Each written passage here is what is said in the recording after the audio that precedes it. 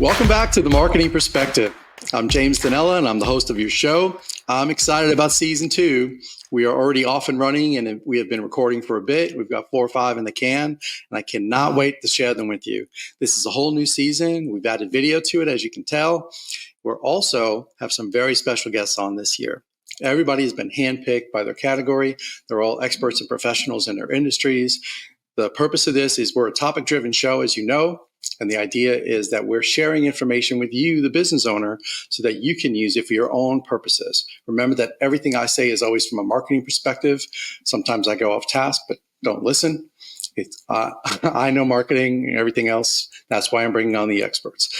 Today, I'm really excited about this because you hear me talk about experiential marketing a lot. What the heck is that, James? Some people don't understand. Experiential marketing belongs in every single strategy. I don't care if you're B2B or B2C. It doesn't matter. Some of you are doing it on a regular basis and don't realize it. They used to call aspects of it guerrilla marketing, right? In a sense, it's a portion of it. But this could be such a huge topic. But today we're talking about one specific area. We're talking about event planning and event marketing. And we're going to take and then execution of those events. And I have a very special guest on today. It's Gayle Hellemn from the Farm Bureau Expo Center. She is going to knock your socks off. I'm pretty positive because she's a consummate professional in what she does. She's going to lend a lot of insight. So I hope that you're really listening because at some point you will do events. At some point, in some way, shape, or form, an event will happen in your life. I want you to know that experiential marketing, while it's not a part of traditional advertising, which is TV, radio, billboard, all that kind of stuff, it's not part of digital advertising. It's in its own lane. Events is only one portion of it. By definition, experiential marketing is a brand needing to connect with consumers through experience. That's the concept. Pop-up stores, virtual events, trade shows, which is a part of what we're talking about today. Innovative and creative experiences that you create where a consumer can interact directly with a given brand. That's the concept. 2 quick examples. My favorites, Coca-Cola did a Friends campaign years ago. I don't know if you remember it. It's why the cans have people's names on it. Now, you may still see that out and about because they made millions of them, right? Well, years ago, they actually did a campaign about it. And the Friends campaign was like this. You know, the big Coke machines that are randomly vendor machines all over the place? Well, they made machines that are twice as tall. Why would they do that? Because they made the slot to put the money in just out of reach, which made you have to have a friend. They did video of it, and they used people on piggybacking on each other's shoulders. It was hysterical. The goal was to launch the Friends campaign. That was the idea. But machine by machine, all around the country, each machine exceeded 800% higher in sales. It was such a good idea. It wasn't about selling soda. It really wasn't. It was a marketing concept just to launch a campaign. So that's what's considered an experiential idea. If you ever look it up on YouTube, it's out there. You'll find it. The other one is something that we came up with for a large HVAC company. And they were doing trade shows, but they weren't getting results. So we started chiming in and putting our nose in it, and like we always do. And we came up with an idea that 6 foot wide, 6 foot high, complicated, intricate pipes, but not just one type of pipe. Like there was PVC, there was copper, there was flex, it was a DIY project, right? If you were at home, you're going to put duct tape on, you're going to shove rags in spots. And the idea was, it was a maze of almost a cube of 6 by 6 by 6. And the idea was find the entrance and the exit. I can't tell you how many people it attracted. Oh, by the way, if you found it, you won like a free consultation, and there was something else that I think they gave away, like a generator or something like that, which is really cool.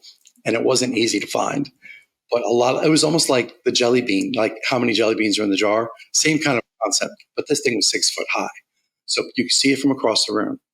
So hopefully you get where I'm going, that your own creativity, your own ingenuity, your own ideas and vision for your company specifically, you come up with something that's unique to you. It's considered experiential marketing. And it can be very powerful, and it costs hardly nothing. So I'm not going to go on and on. I mean, I could. It's my favorite topic. So I want to bring out my guest today so that we can talk about event planning. Uh, Gayle Hellemn, thank you so much for being on the show with us today on the Marketing Perspective. Good morning. Good morning. How are you? I'm doing well, thank you. And yourself? You are. Um, it's been a long week and it's only Wednesday. So, yeah. Okay. So, you probably heard the intro. You know what we're talking about. We're going to start with planning and marketing and work our way to execution. And you're going to educate us on how to get there. But I'd like to kick off. I'm going to ask you a random question, which my only curveball of the day, by the way. Okay, only one. All right. If you wrote a book, what would the topic be? Oh, wow. That's a tough question. If I was to write a book, the topic would probably be making a difference. That's that seems to be the overarching theme of the things that fly through my head. Knowing you now, so full disclosure, Gayle and I do know each other professionally. We work together here and there. We help market this expo center, which is incredible, by the way.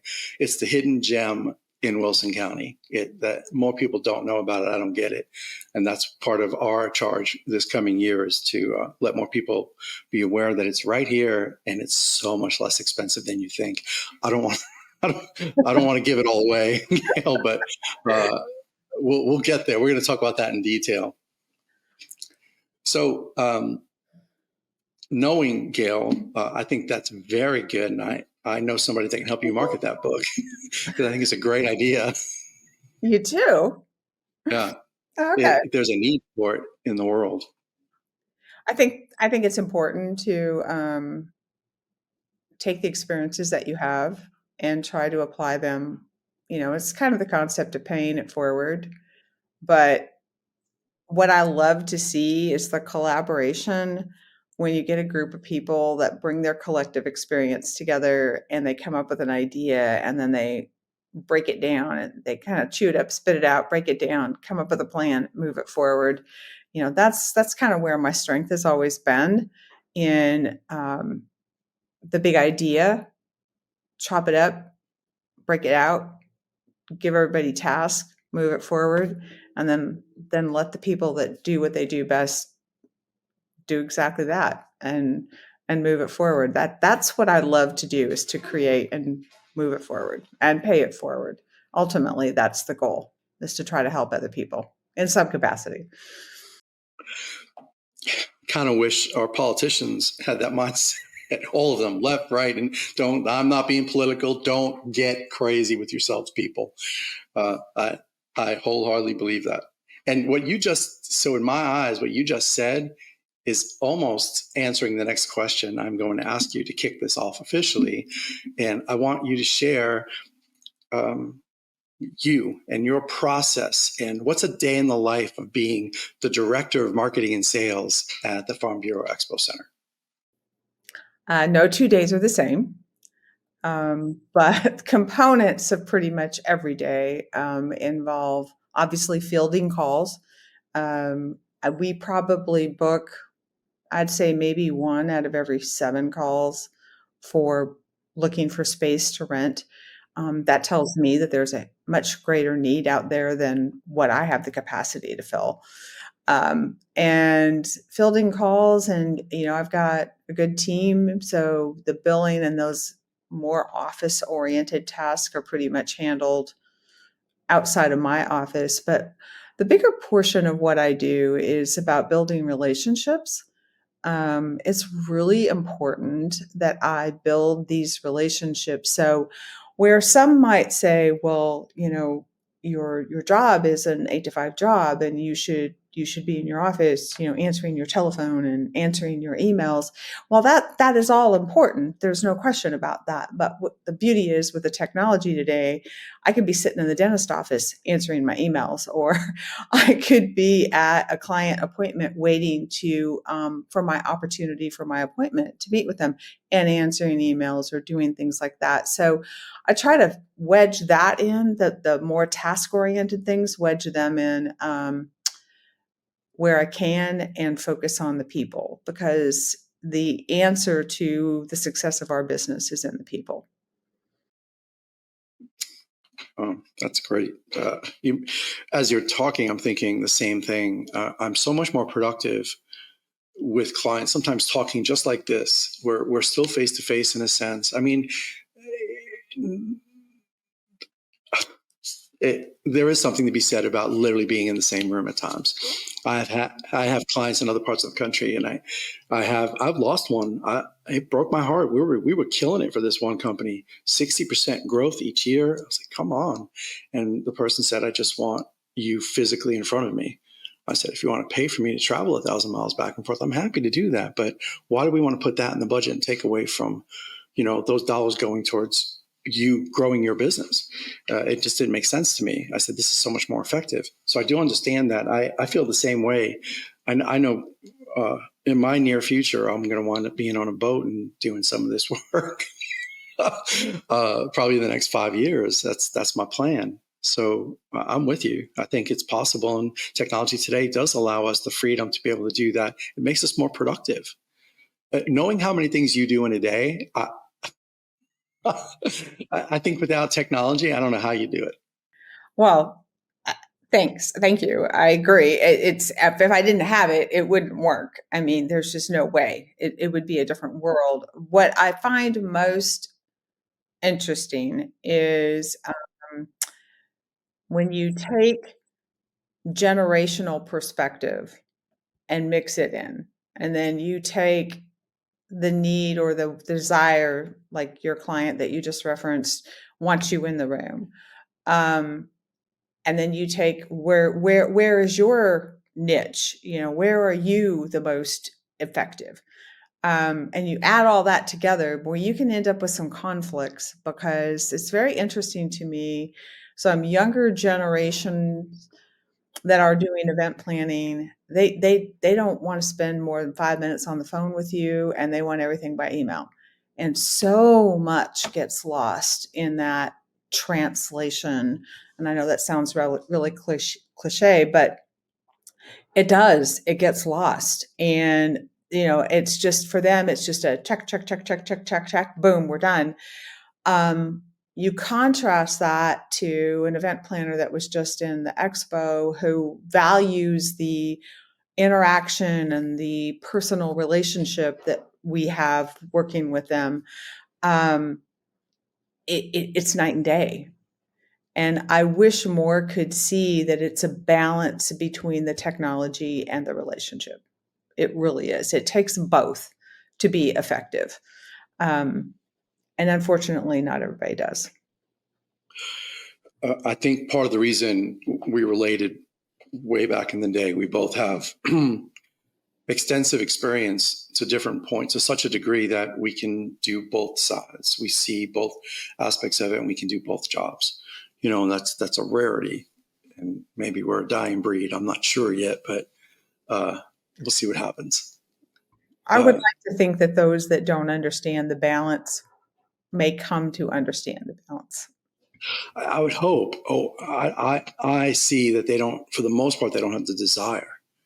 Correct. Like this is what I do now, and I just don't have to. And I say it openly. And again, if you're listening today, it's because Gayle and I know each other. I don't normally talk like this, as you know, on the show. I've had personal experiences where, I'm not an event planner. I'm not, but I'm a marketing professional for a really long time, longer than I really feel like admitting yet again on air. So I won't. But part of my chair is putting the plans together for the clients that I serve. And we always have some kind of events. There's always experiential marketing included, but that's not what I do for a living. So I always would give it to, I don't know, this is what you do. You're an event planner. Help me. When I met Gayle, Gayle's chair is not to be the event planner, and I'll just brag on you for a second, if you allow me. Gayle's chair is to drive the train. Gayle has to be at 1,000 feet. She is the connector. She's helping with her vendor relationships that are associated with the Expo Center. She's making sure that they have the facility they need. She's lending her insights. But I know that from personal experience, because I'm planning an event there in spring of 25, that without her, I will not be able to do that event. She's already asked me 5, 6 questions, made my head spin. I went, well, that's a good point. Yeah, we really need, what do you mean I need pipe and drape? What, you know, like she lends insights, and you laugh because you know what I'm talking about. She lends the insights from both sides, and that's invaluable in my opinion. So why I was so excited to have you on today, Gayle, is because I know that these questions that I'm about to hit you with, people, if you're listening, now's the time to start taking out your pen, because we're going to go in deep. We're going to get on the hood. So with that said, before we do that, can you please describe at a high level, describe the Farm Bureau Expo Center, the facility, so that people get a picture of what we're talking about? Sure. So the Farm Bureau Expo Center, formerly known as the Wilson County Expo Center, when it was first built, it is a 79,000 square foot multi-purpose space that can be rented and utilized for events of all kinds, because we definitely produce events of all kinds. It's municipally owned, and it sits on the James E. Ward Ag Center grounds, which is over 60 acres. So we are right there, the pinnacle front of the grounds. You drive right into us. And then the rest of the ag grounds is behind us, which offers also meeting space, but it's different. It's just different. It's a different look, feel. The ag center behind us is more, I would classify as community oriented, and the expo center is more business oriented. That helps tremendously. What's parking like? Parking is free. So let's capitalize on the word free, okay? Because everybody likes that word. And it's my biggest selling point when I'm being compared to Nashville. It's like, yes, but how much is it going to cost to park? But parking is ample, and we have flexed, and I don't know, we've easily handled over 2,000 people parking. But that extends out. It just kind of goes out and around, and just depends on what's happening. But parking is ample, and parking can be adjusted if needed. With that said, and I don't know this answer, can an event that's utilizing the facility decide to charge for parking if they wanted to make money in that regard? No. That was a vote by the Ag Committee that would never be allowed. Okay, so it's just a choice and a decision. Correct. Okay, got it. That's good to know.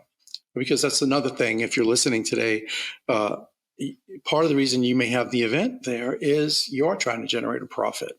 You definitely don't want to take a loss. Maybe it's an investment, a marketing investment, or you're doing it for exposure or, brand awareness and stuff like that. But it's got to be an investment. You don't want to just do an event and lose money. That's for sure. I'll just chime in there.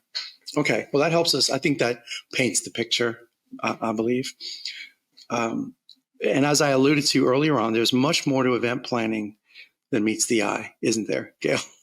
There is a plethora of questions to be asked, considered, and planned for and around. Not all aspects apply to every event, so that's important to remember. But the basics do. And something as simple as where should my admissions table be? Seems like a simple question, but it's not, because I have to understand where your attendees are coming from. I have to know where they're, what's the flow of the traffic for the event? How many will there be? Do I need to anticipate that we're going to have a queue line that's going to develop? If that's the case, I want it further down the hallway. So it's a lot of those things. And again, keep in mind, my thoughts, my comments, they can do whatever they want.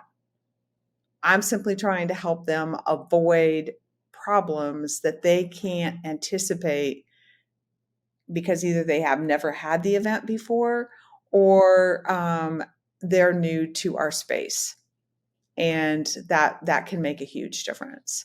So, the ones that I see being the most successful are the ones that will at least entertain the ideas and the suggestions that we offer, because I think it helps them plan better, whether we are correct for their event or not. Well, even at a high level, let's go through that process. So you got us through admissions, and I would even bet before we even get there, there's so much else that happens before you get where the table goes. The So majority, talk us through.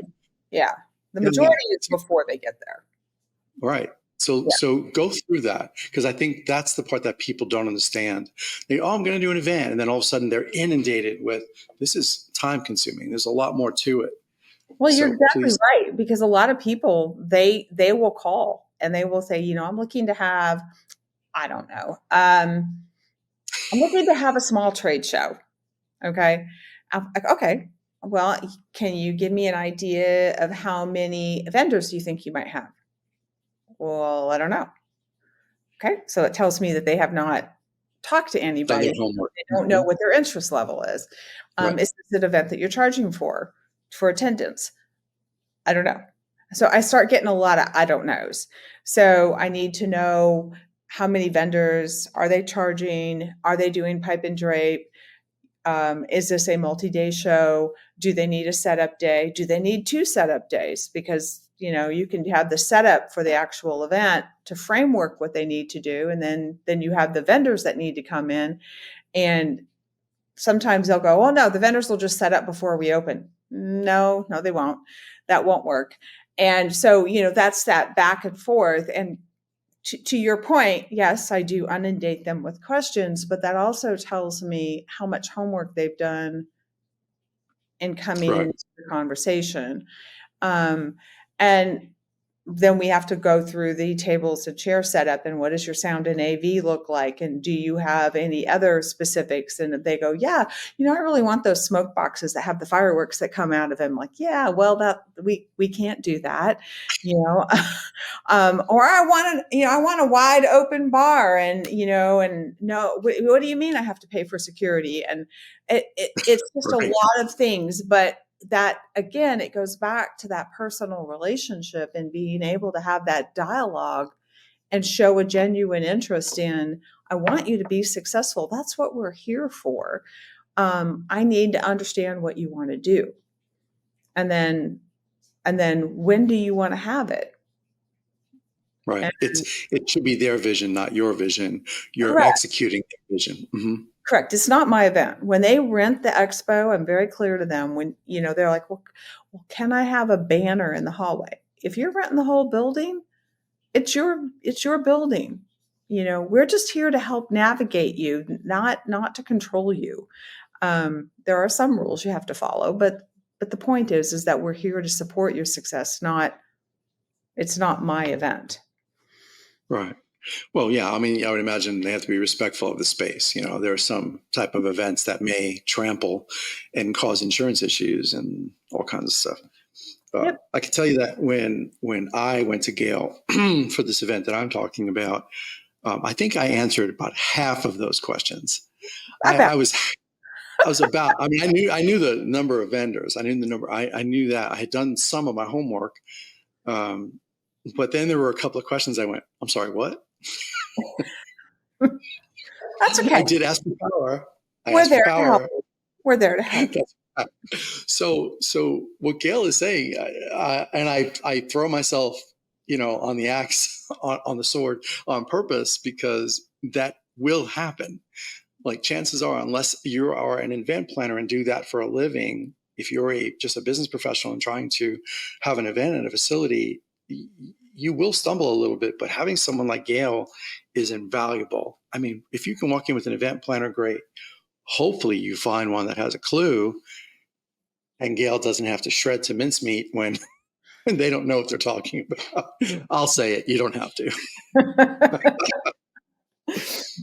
Okay. So that was good. At 1,000 feet, that kind of helps us understand the prelude to what happens in an event. So now, this is an odd question.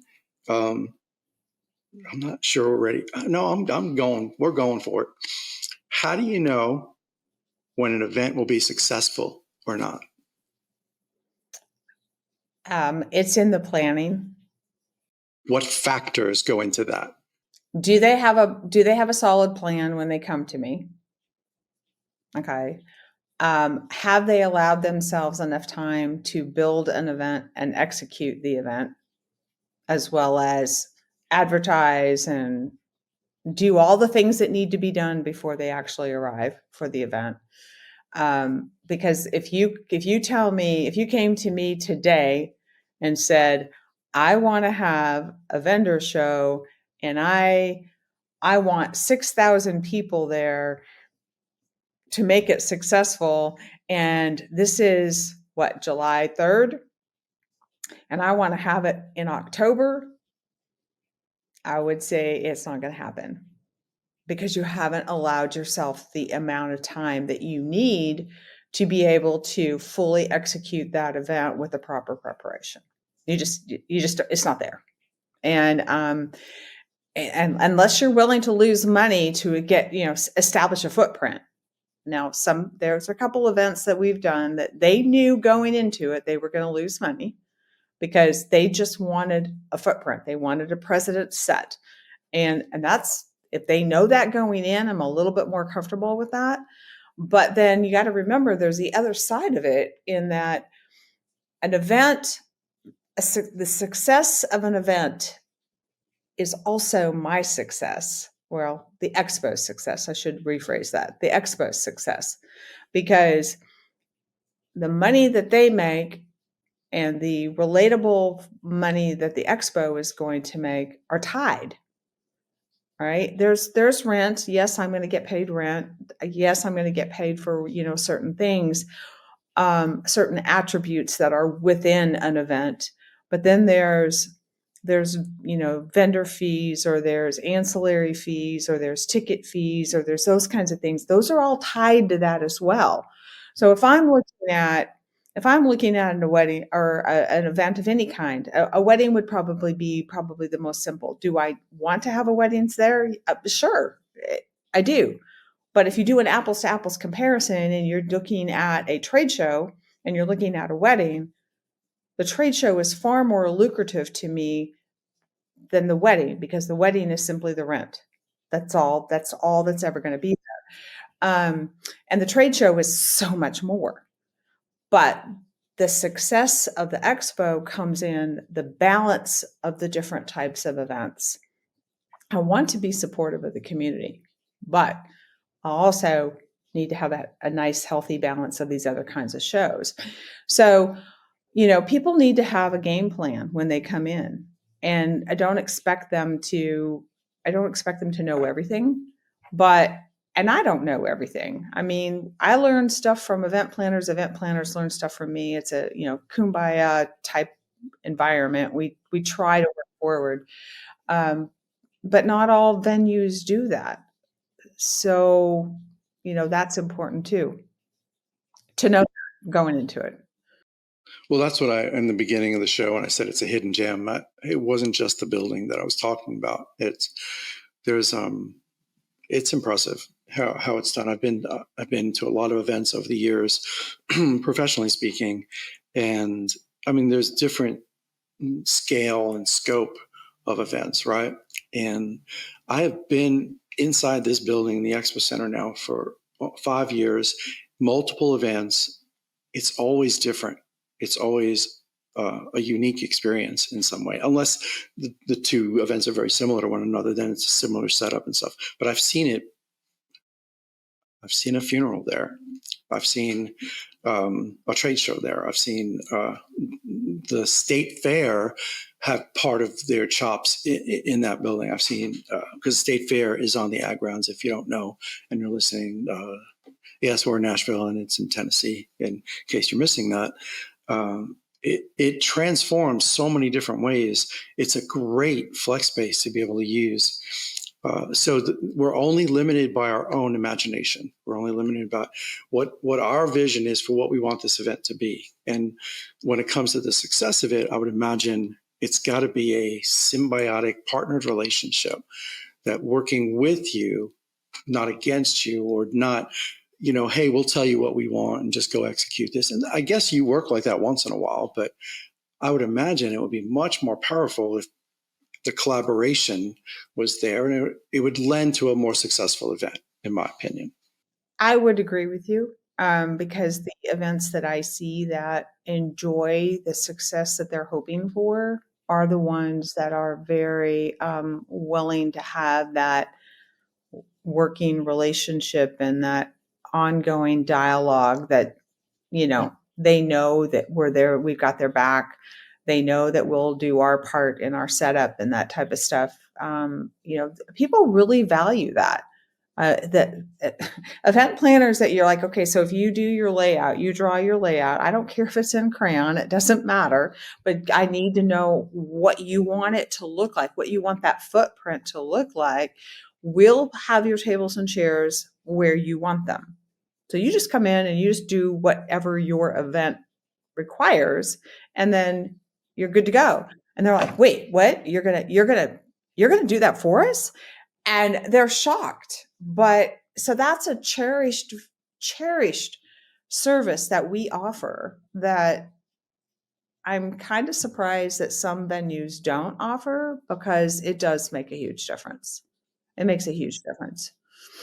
So, side note, when you said that you put the chairs where they want, and part of me went to, I have a lot of friends that are firemen. So I'm sure there's codes, and there's certain things that there have to be in and out, and all the exits have to have clear paths to it, because we're talking about putting hundreds of people in the room at the same time in an emergency. So when you say wherever you want, with the guidelines that you can't put the table right by the door, or there's a capacity that we have to maintain, right? Okay. Yeah, absolutely, absolutely. And it's not so much.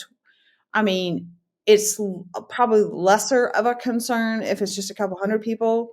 But if you look at, for example, next week, we've got over 5,000 people going to be there for 4 days. Okay, our safety protocols and are very, very, very important to us. And some event planners appreciate that and some don't. They want what they want where they want. Just to say that and so thank you for that, because yes, where you want, as long as it fits within the guidelines that we are required to maintain. Events like that, and this is, I half know the answer and I half don't. So something of that size that you're talking about, I would imagine you're partnering with local police, sheriffs, and whoever needs to be involved based on the magnitude of the size of the event, because there's traffic flow and all kinds of things. So, and I'm saying this openly because as a person doing an event, you think, well, it's just inside the walls, I don't have to worry about anything else. But there's a lot more to it. Can you speak into that a little bit? Oh yeah, for sure. So like I mentioned a few minutes ago, you come in the main gate at the or on the ag grounds, and we're the first thing you see. Um, so that means that our traffic comes in that main gate, our traffic leaves out of that main gate, and there's a constant ebb and flow of traffic coming from around the back of the ag grounds going in and out of those gates. So it's a main port of entry exit for a lot. And if I have an event that's got 100 people, that's a drop in the bucket. They're going to add some traffic to that flow, but that's not going to be cumbersome. Let's put it that way. Now 5,000 people, that's a different story, because if I have 5,000 people in the expo, that's one piece of the pie. That 60 some acres behind me is also having events. So let's just say, I don't know, they're having a rodeo, or they're having a concert, or they're having training sessions. I mean, there could be probably easily 20 some events behind me feeding into that traffic flow. So yeah, it's very important that, and it's part of my job, is very important to understand what the scope of volume is and how does that impact the traffic flow. There are other entry exits to the grounds, but they're not as highly utilized. Everybody knows the main gate, so that seems to be the default. So we have to coordinate with the Lebanon Police Department for any kind of traffic support outside the gate. And then the Wilson County Sheriff Department offers support for any kind of service that we need from them on the grounds. So, if I'm going to call and mandate, it's my call as to whether or not an event has to have security at the event. And then I coordinate with the Lebanon Police Department as to whether or not they need traffic support. I try not to dictate that because it just kind of feels like, Lebanon Police Department, they know how to manage the traffic. They know their world better. So kind of default to let them drive that. But on the inside, if they're going to serve alcohol in the expo, they're going to have security. If they're going to have adults and a large portion of children, I'm going to require that security be there, or there's just a high number of people. So, for example, next week is the Pentecostal worship convention. They will be in there twice a day for 4 days for extended period of time, having worship services, and then from 11:30 to 4 o'clock be out in the community, having lunch, shopping, doing all that economic input into the community. And that's the other factor of an event. But there's a large segment of kids, so security comes into play there. Just like 2 weeks later, I'm having an MMA fight, and there will be security there for a different reason. So, it all fits together, but it's so important because I tell event planners your number one responsibility is communication. I have to communicate with you, you have to communicate with me, and we have to work together. I'm sorry. Nothing says worshiping the Lord like a fisticuffs, Well, headbanging. that's the adaptability of the space. That's what I That's never know what, I could walk in. It's amazing to me. Mistletoe Merchants is probably the most fascinating thing to me because I walk into the main exhibit hall and it's empty. Like, okay, it's empty, right? 2 hours later, it looks like a marketplace. Like you're just Wow. like, wait, what happened? And then for the next 4 hours, vendors are moving in and you're like, okay, this used to look like the main exhibit hall, but now it's a completely different thing. And they can be done and we can clean overnight or clean the next morning. And the next day I got something else, a reptile show, an MMA fight. You just never know. It's amazing. So you alluded to something a while ago, and we didn't really go into Gayle's background or anything in the beginning, but Gayle has a pretty strong marketing background, which is one of the reasons we understand each other's language. So you and I both know, like, it's not like Fields of Dreams. If you build it, they don't necessarily come. That is correct. Can we talk about that just a little bit from your perspective? Mine will be a whole new show. Like driving traffic to an event, what does it take? Well, there's always marketing. Obviously, marketing is part of that. If an event planner doesn't have a marketing budget, we need to talk because it's going to be a very fruitless effort that you're going to put forward. But you do need to drive the traffic to the event. And how you drive that traffic is going to largely depend on who's your market. And have you considered all of the aspects of your market? It's usually not just one. It will drive different people, different things. A good example of that is the BMW event that will be coming in 2025. Super excited to be bringing them on board. It's a semi-private event because it's their membership coming together. But let's look at it from a marketing perspective. Well, how do you drive? Okay, so you're there, you're getting your bikes, modified and having good time with that and going on great drives and having great concerts and going on trips and then your membership activities. But then the question becomes, how do you keep your membership increasing?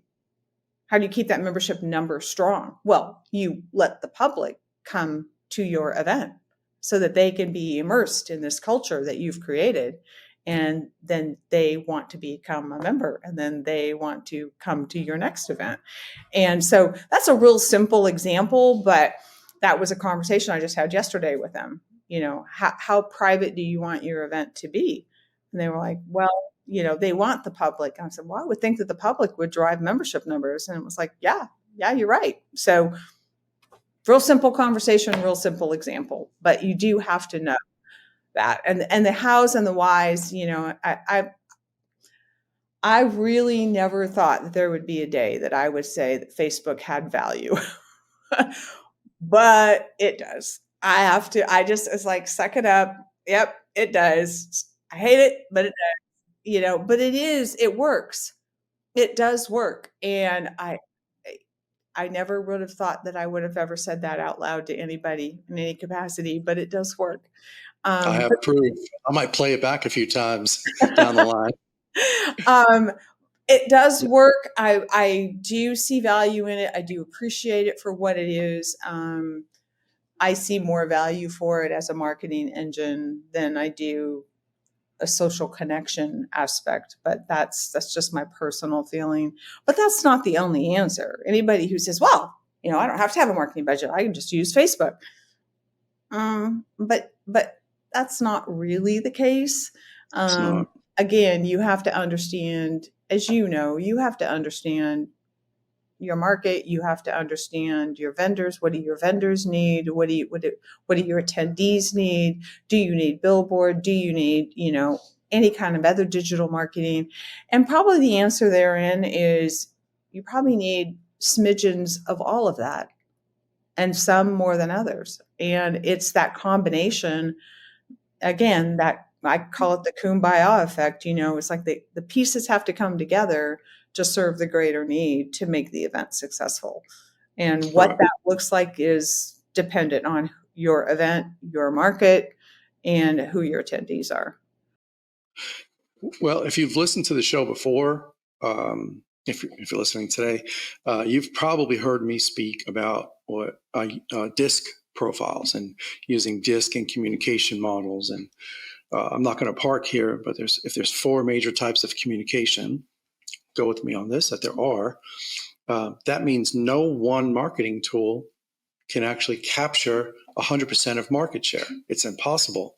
The only thing what comes the closest is a website, because it could give you high level for the D's. It could give you fun for the I's, and a little bit of detail and comfort for the S's, and the C's need the real drill down. And it can do most of that, but it kind of falls short because depending on how it's designed and structured.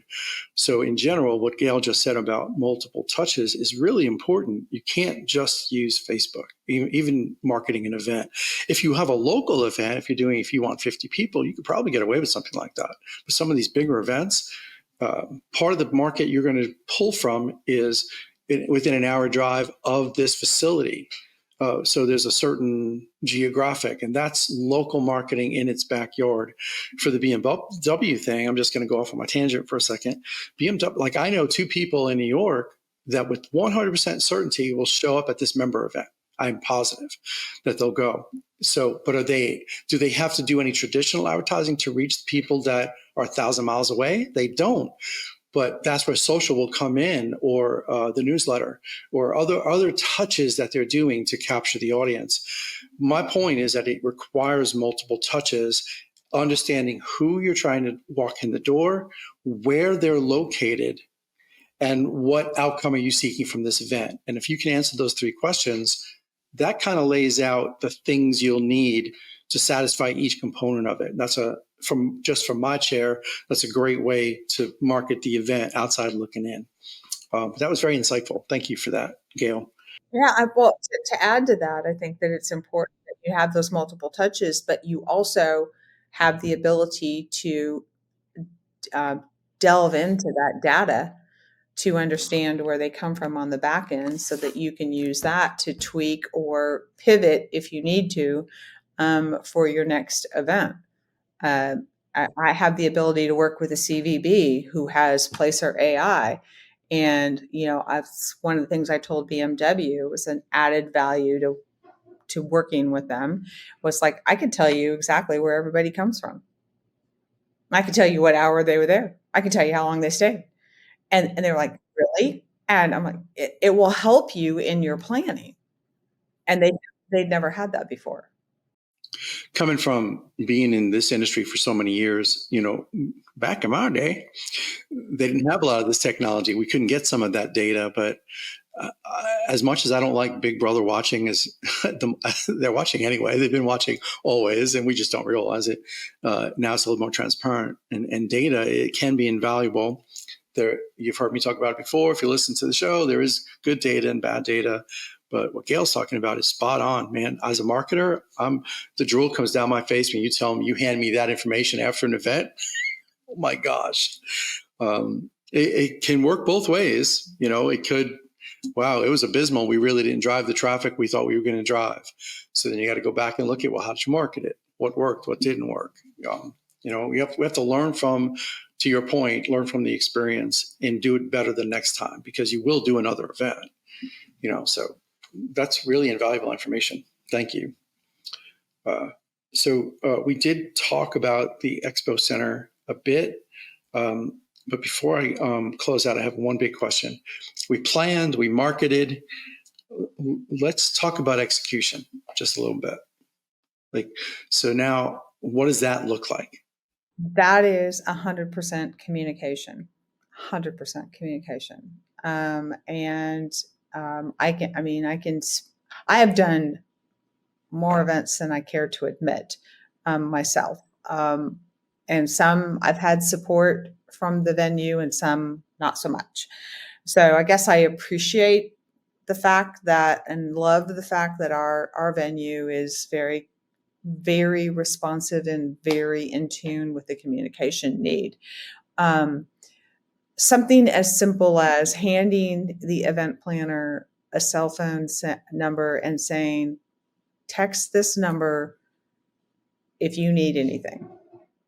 And we know we have a dedicated team that will respond to that. You don't have to come find us. Just text us and let us know, and we will respond. Tell us where you are, and we will respond to the need.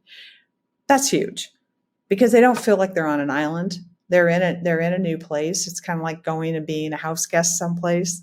Yeah, they have a kitchen and they probably have certain things in the kitchen, but you don't know where they are.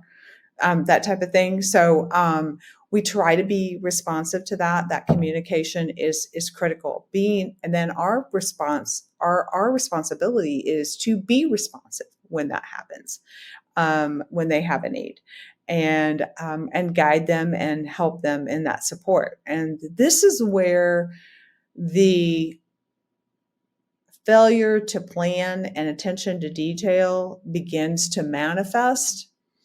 And it's usually simple things like, I have a laptop. Oh, I need an HDMI cable to hook up to that port. They didn't think about that.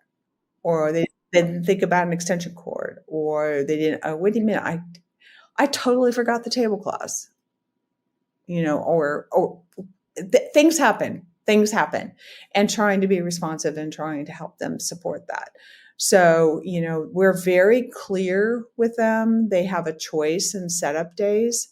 They can have a 12-hour day. They can have an 8-hour day. We want them to have ample time. We can walk through that on the front end. So they're able to come in. They're able to set up the framework of their event, and then they're come in the day of the event and have ample time and make sure that they have what they need. And it's our job to be supportive in that process. Because event planning, in my eyes, is a portion of marketing. When you said fail to plan, there's an old adage about if you fail to plan, you plan to fail, and that is a very common problem. And I cannot tell you how many businesses I come across that don't have real working marketing plans in place. They're throwing darts at best. It's sometimes it works. Sometimes for today's dollar, sometimes they're generating money, so they think they're successful, but it's not success. They're not planning for tomorrow. They're not building something. And we're just talking about event by event here, but we're really not. When you talk about companies like BMW, or they definitely will have more than one event. If they have a successful event, why would they not have another one there? And then once they get the formula down, this is kind of brainless. Like, I know the event I'm talking about doing with you, I want to do it every year. It has to be successful the first time, though. And it takes a lot to be able to do that really well. And I see people do things halfway, and I don't. Why do it? Well, to that point, I think it's sad that companies look at events and marketing and travel to conferences or conventions that can help you, really strengthen your skill sets and awareness as fluff. It is perceived as fluff. It is perceived by so many as, do we really need that? It's so optional. Um, and to that, I would say, I'll give you 6 months before you start to feel the effects. And within a year, you are going to come back and you are going to put it back in place, because you will definitely feel the effects of that. And I saw that working in the healthcare industry in so many different ways, but the events were considered fluff. My job was to connect to the community. Those events were critical, absolutely critical. And the healthcare industry would typically go, no, we don't really need to do this. And then they would start to feel the effects of, oh, well, let's put it back. And it was this cycle that just kept repeating itself. And at what point do we realize that this is important? This is really important. And the Expo Center is no different. And it's really no business. It's no different for any business. You have to have this arm of your business in place, and you have to support it because it is critical. Very insightful. Thank you very much. Gayle, we've covered a lot today. And it went so fast. I feel like we're beyond time, so we're going to wrap it up. But I want to make, please, I'm going to give you the opportunity. Is there anything that we didn't cover that you feel you'd like to touch on? Don't plan to fail. Make a plan. I mean, Right. It's so very important. And if you've got somebody that's willing to help you and support you and work with you, and really be there to cheer you on to make your event successful, embrace that. Don't take that as a challenge. Just embrace it, because not all venues have that option for you. That's great. And my biggest takeaway personally was about communication, of how critical it is. And Yeah, you can't assume that the other person knows what you're thinking. some people seem to think you can. I don't have that ability. Sorry, I haven't accomplished that. But no, you're right. I mean, I look at it from my end. I want them to plan, but you're absolutely correct. And the communication is just so critical. I tell people constantly, if you have a question, call or email or something, but ask the question. Just ask the question. We will answer the question. So I want to, let's be shameless for a second, because we're both marketers. Gayle, if you'd like, please tell us if people have questions for you, or if they would like to have an event at the facility. Please share how they can do that. How do they contact you? They can contact us at the office at 615-450-3049. And I also suggest that they check out the website. We have all of the information about, including pricing. So we're incredibly transparent, including pricing on the website, which is farmbureauexpo.com, or Facebook. We're there too. Okay. And I appreciate you not digging into the pricing part, but I just have to say it. I have never seen like almost 80,000 square feet of usage of a facility with over 2,000 potential parking spots. It is a great facility. I want you, as the listener, for a second, guess how much it would cost just for one day. Just think about it for a second. Now here we are in Nashville. Wilson County, if you don't know, is half hour on a really good day, or depending on the car you drive, or an hour in a little bit of traffic to get downtown. And there's a lot of great venues around. There's venues in other areas too. I don't believe anyone is more cost effective than the Expo Center. Because, Gayle, can you just, without, just very high level, if I just want the facility for one day and I'm going to use the whole thing, what would it cost? $5,500 a day. Yeah. So now if you're listening, I'm going to bet that you thought double that number easily. That is the common number and more. There's some that could be $20,000 for the day. So good Lord, if you're listening and you have not utilized this space and you have opportunity to do so, and I can go a half hour further and do it there and save a boatload of money, please consider it. I'll be the shameless one in the room, because why are people not using the facility? I mean, you're booked on weekends, you're booked all year long. It's not easy to get this place is booked out because Gayle's good at her job. So you have to plan ahead. What she said, you have to communicate what she said. And if you could do that, you can save a lot of money on a future event. Am I wrong in my assessment, Gayle? No, you are spot on. Okay. And Right, so I would throw out the teaser. If you want to know the other value added to all of that, you have to call. Yep. Oh, there's more. I know. And I know we're being very, because you don't want to hand away to the competition. You really have to contact Gayle. And there's so much more to this. And so hopefully, Gayle, this makes you even busier. And I'm really sorry in advance. No, it's all good. It's all good. You guys are pretty busy there. So I want to thank you so much for being on today. Let's leave our audience with a little teaser. Gayle is, we won't say the name yet. Okay. Gayle's about to launch her own podcast. And can you just share quickly, what is that show going to be about?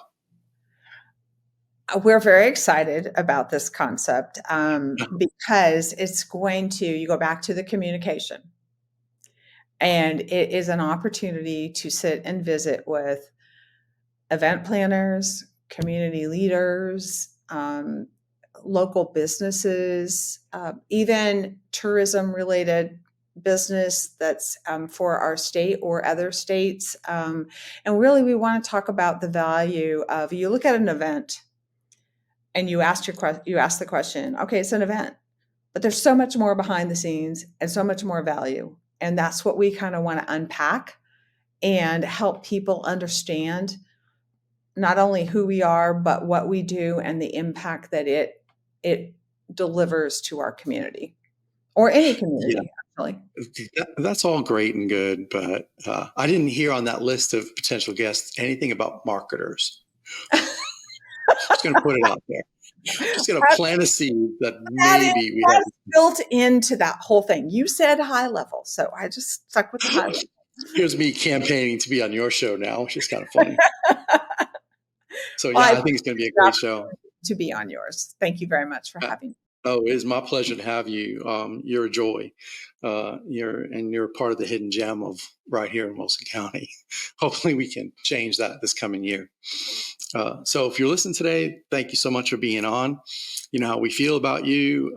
We love being able to educate and give advice, and take it, use it for yourself if you can. If you need help, the professionals that we bring on are all people that I would highly recommend you can reach out to.